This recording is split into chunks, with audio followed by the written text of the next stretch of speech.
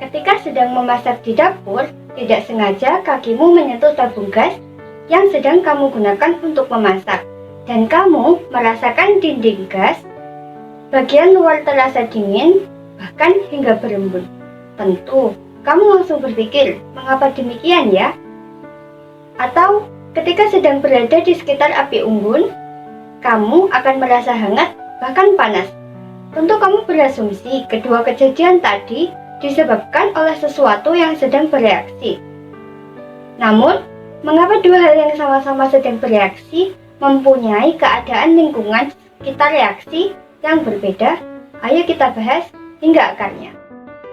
Untuk memahami dua reaksi di atas, perlu kita tahu terlebih dahulu apa itu entalpi. Nah, entalpi merupakan total keseluruhan energi dalam bentuk kalor yang terdapat pada suatu sistem. Nah, total kalor ini dinyatakan dengan huruf H, dengan satuan Joule.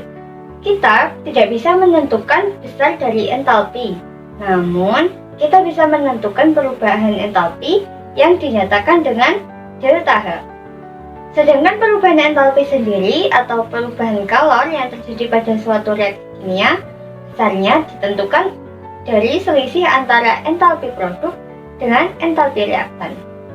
Oke, sekarang kita akan bahas rahasia di balik perbedaan yang kita amati pada tabung gas dan api unggun tadi. Berdasarkan pertukaran kalor antara sistem dengan lingkungan, reaksi dibedakan menjadi dua, yakni reaksi eksoterm dan reaksi endoterm. Dalam reaksi eksoterm, entalpi yang bereaksi lebih besar daripada entalpi hasil reaksi, atau jika dijelaskan dari sisi mikroskopik, saat terjadi reaksi pada sistem mengalami kelebihan kalor sehingga kalor akan berpindah dari yang kelebihan kalor menuju yang kekurangan kalor, atau dalam kasus ini, kalor akan berpindah dari sistem menuju lingkungan. Pada api unggun, terjadi reaksi pembakaran yang mana saat reaksi terjadi, sistem memiliki kelebihan energi berupa kalor yang lalu dilepaskan menuju lingkungan sekitar kayu yang terbakar.